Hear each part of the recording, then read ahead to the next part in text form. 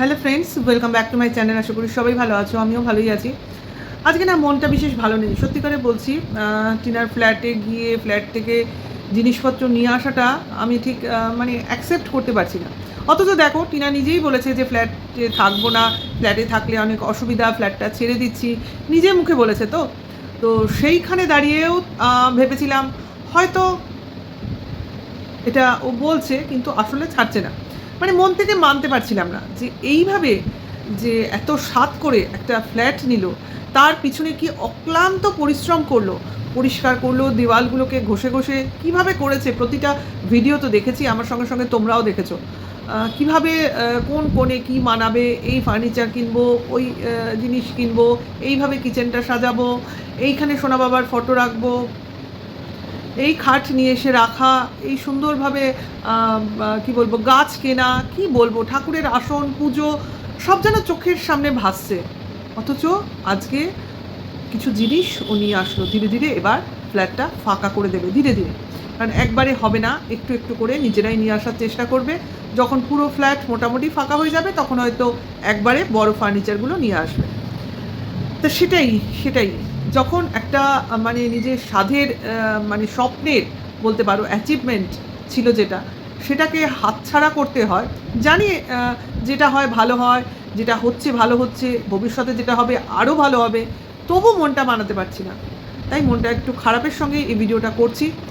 তোমরা সঙ্গে থেকো, আলোচনায় মন দিয়ে শুনো, আর কমেন্টস করো যে যেরকম পারো। তো ভিডিওর শুরুতে খাওয়া দাওয়া করে দাদা বৌদিকে নিয়ে অবশ্য করেই ফ্ল্যাটের উদ্দেশ্যে টিনা চললো, কিছু কাজের উদ্দেশ্যে। মানে তখনও জানি না যে জিনিসপত্রগুলো নিয়ে আসবে, ফ্ল্যাটে যাবে বলেছে। পথে দাদার বাড়ি যাবে, অর্থাৎ সেবক দাদার বাড়ি, সেখানে কিছু কাজ আছে, এসব বলে তো বেরোলো। তার আগে বাড়িতে খাওয়া দাওয়া করলো, মা রান্না করেছে। ভাই, এই যে বলে ওদের সংসারে অশান্তি, অমুক অশান্তি, ওগুলো না, জানো তো, যারা ব্লগ করে, আমি বলিনি এখানে, যারা ব্লগ করে তারা না অনেক রকম টেকনিক করে। ভাই, না হলে একই রকম ব্লগ আর একই মুখ যদি সবার ভিডিওতেই তোমরা উকি মারো, তাই না? কারণ এক বাড়িতে যদি দুজন কি তিনজন, মাঝে মাঝে ওর বাবা আসলে সেটা তিনজন হয়ে যায়, ব্লগার থাকে এবং ক্যামেরা বন্দি করে সমস্ত জিনিস, তখন কিন্তু মানুষেরা দেখতে ইচ্ছা হবে না, মানে ইন্টারেস্ট থাকবে না। ওই একই তো জিনিস একই জায়গায় হচ্ছে, আলাদা আর কি হচ্ছে। তো সেই জন্যই এইরকম বিভিন্ন তোমার কি বলবো, কন্টেন্ট তৈরি করা হয় এইরকম যাতে জিনিসটা সবার ভিডিও সবাই দেখে, এবং যেটা আমাদের উদ্দেশ্য ভিউজ আর্নিং করা, সেটাই সেটাই কাজে এখানে কিন্তু ঝগড়াঝাটি ঝামেলা সাংসারিক যেটা হওয়ার সেটাই হয়, সেটা সব সময়ই হয়, সব সংসারে হয়। যারা বলছে তাদের সংসারেই অহরহ হচ্ছে। আরে বাচ্চা বা মানে মারা তো সবসময় মাই থাকবে, আর ছেলে মেয়ে যতই বড় হয়ে যাক তারা বাচ্চাই থাকবে।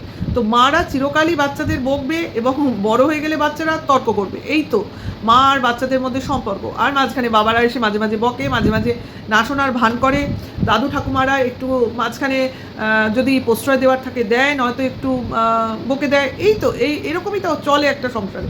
সেখানে যদি মানুষ বলে ওই তো এই সমস্যা, ওই তো সেই সমস্যা, ওই তো কথা বললে উত্তর দিল না, ওই তো মুখটা ভার করে রইল। আরে ভাই, আমারই তো আমার মেয়ের সঙ্গে যদি ঝামেলা হয়, একটা সামান্য ঝামেলা, মানে বিশাল ঝামেলা হওয়ার প্রয়োজন নেই।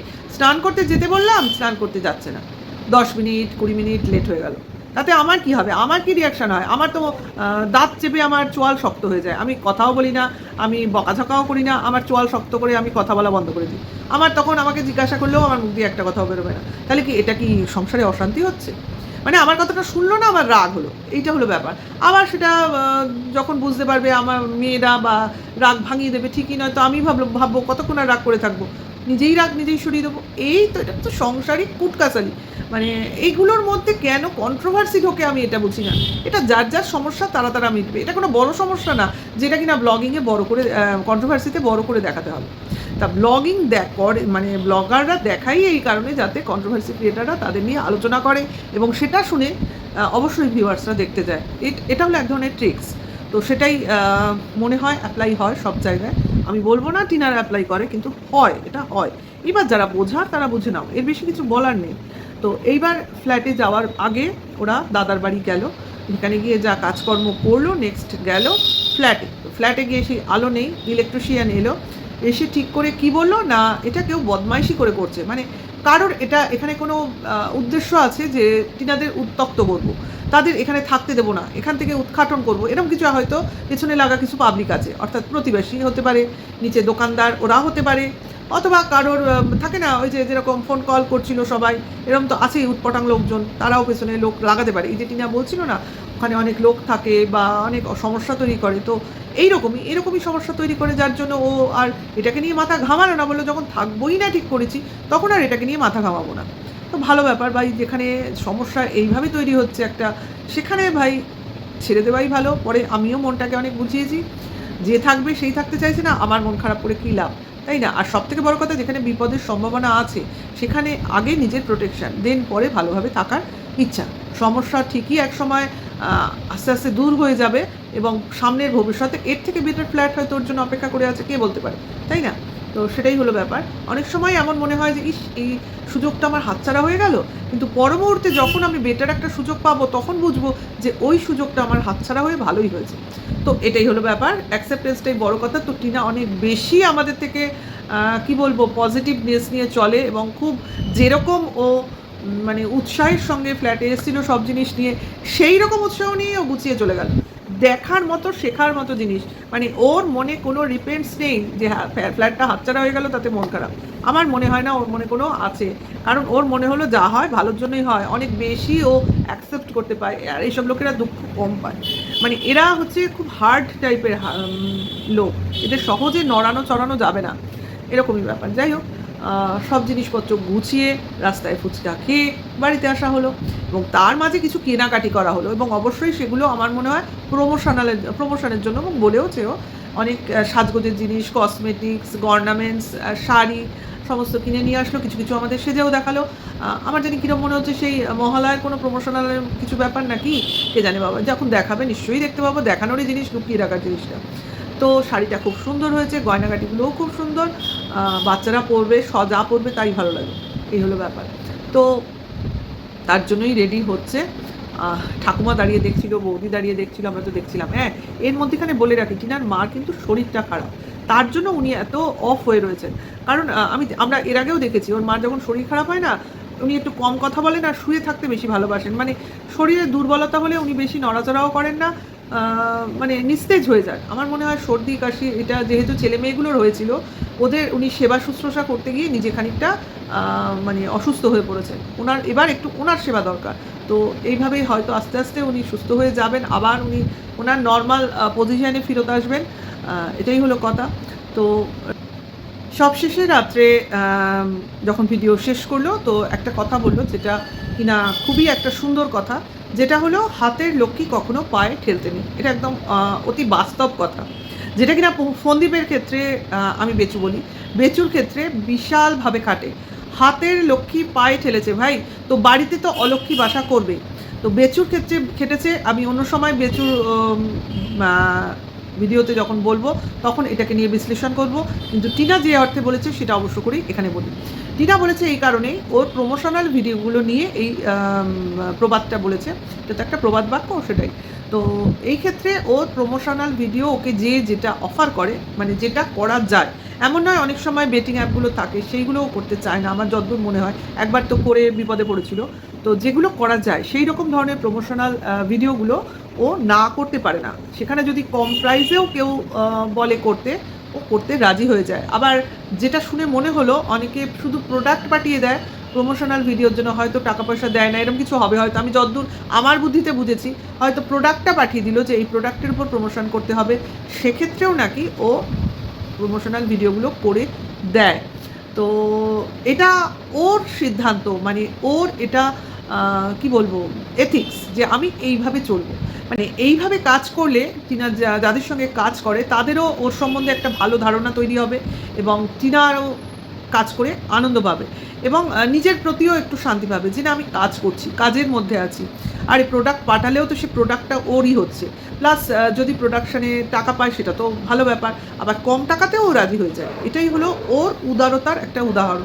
সেই ক্ষেত্রে ও কী বলেছে, ভাই যাই আসুক, সে কম আসুক বেশি আসুক, সবই হচ্ছে লক্ষ্মীর আকারে আসছে, অর্থ তো লক্ষ্মীরই সমান, তো সেটা লক্ষ্মী হিসেবে ও অ্যাকসেপ্ট করে নেয়, কাজ হলো লক্ষ্মী, যেটা কেউ অ্যাকসেপ্ট করে এবং কখনোই কোনো কাজকে না করে না, মানে কোনো লক্ষ্মীকেও ফেরত পাঠায় না, হাতের লক্ষ্মীকে কখনো পায়ে ঠেলে না, তাই তো? তো এইভাবেই প্রবাদ বাক্যটা ও ইউজ করেছে এখানে। এই বাক্যটাকে অনেকেই অন্যভাবে মিনিং দেবে বা কন্ট্রোভার্সিতে জায়গা দেবে, সে যাই দিক সেটা বড় কথা না, কিন্তু কে যে কোন লক্ষ্মীকে কোন পায়ে ঠেলেছে সেটা তো বর্তমান কেন, অতীতও বলে দিচ্ছে, বর্তমানও বলে দিচ্ছে, ভবিষ্যৎ তো আরও ভালো করে বলে দেবে। কাজে যে যতই এটাকে রং চড়াও এই কথাটাকে, কোনো কথাই কোনো ধোপে টিকবে না।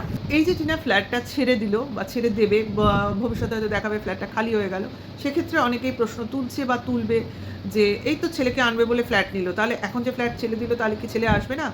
আচ্ছা, এখানে আমি বলে রাখি, ছেলে আসবে কি আসবে না সেটা তো আইনের হাতে, আইন বুঝে নেবে এবং আমরা সবটাই জানতে বুঝতে দেখতে পাবো। কাজে এটাকে নিয়ে আমাদের মতামত বলে লাভ নেই। আমি বললাম হ্যাঁ আসবে, ভবিষ্যতে দেখা গেল আসলো না, কাজে সে কথা বলে লাভ নেই। আবার আমি বললাম না আসবে না, আবার দেখা গেল সে আসছে, তাহলে সে কথা বলেও লাভ নেই। কাজে যখন পুরো ব্যাপারটা আইনের হাতে, আইনের আওতায়, তো আইনের লোকজন এইসব ব্যাপারটা হ্যান্ডেল করছে, তারা বুঝে নেবে, ঠিক আছে? এই প্রশ্নের উত্তরে আমি কি বলতে পারি, টিনা যদি একটা ফ্ল্যাট ভাড়া এইভাবে নিতে পারে, ফ্ল্যাট ভাড়া যে কোনো জায়গায় পাওয়া যায় ভাই, একটু খোঁজ নিলেই পাওয়া যায়। বাড়ি ভাড়া বলো, ফ্ল্যাট ভাড়া বলো, সব জায়গায় অ্যাভেলেবেল থাকে যদি তোমার হাতে পয়সা থাকে। তো এটাই হলো কথা, যদি আমার গ্যাটের পয়সা থাকে, ব্যাংকে টাকা থাকে, ঠিক আছে, আমি যখন এর আগেও একটা ফ্ল্যাট নিতে পেরেছি, 3 মাসের ভাড়া গুনতে পেরেছি, ফ্ল্যাট সাজাতে পেরেছি, তো আমি আরও ফ্ল্যাট নিতে পারবো এবং ছেলে আসলে আমি আরও ভালো করে থাকতে পারবো, নতুন উদ্যমে ফ্ল্যাট সাজাতে পারবো এবং আমি তো আমার ক্যাপাসিটি দেখিয়ে দিয়েছি, কাজেই বুঝতেই পারছো আমি ছেলে আসলে আমার আরও 4টে হাত পা গজিয়ে যাবে, আমি আরও বেশি উৎসাহের সঙ্গে কাজ করব ছেলেকে সঙ্গে নিয়ে।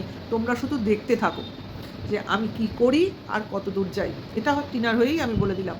কাজেই এই যে বলছে নিয়েছিল এখন ছেড়ে দিল, তাহলে কি ছেলে আসবে না, তোরা ওইসবই ভাবতে থাক, এটা ভেবে নাকে তেল দিয়ে ঘুমা না, কন্ট্রোভার্সি করিস না, নিশ্চিন্ত হয়ে যা। টিনা ফ্ল্যাট নিল না, তোদের তো এবার ঘুমানোর কথা, তাহলে আর ছেলে আসছে না, তাহলে কন্ট্রোভার্সি করছিস কেন? নাকি এরপরেও আবার কোনো ফ্ল্যাট মালিককে খুঁজে বার করবি তার ফোন নাম্বার সহ? মানুষ কবার বেলতলায় যায়, ন্যাড়া কবার বেলতলায় যায়? একবার, দুবার, 3বার আর যায় না। টিনা একবারই গেছে, দুবারও যাবে না আমার যতদূর মনে হয়, ঠিক আছে? তো এটাই আমার মত, আমি আমার ভিউয়ার্সদের সঙ্গে শেয়ার করলাম। কেমন লাগলো অবশ্য করেই জানিও। তো ভিডিওটা এখানেই শেষ করব, ভালো লাগলে সঙ্গে থাকবে, লাইক কমেন্টস করবে, নেক্সট ভিডিও ওয়েট করবে। এখনকার জন্য এইটুকু, টাটা, বাই।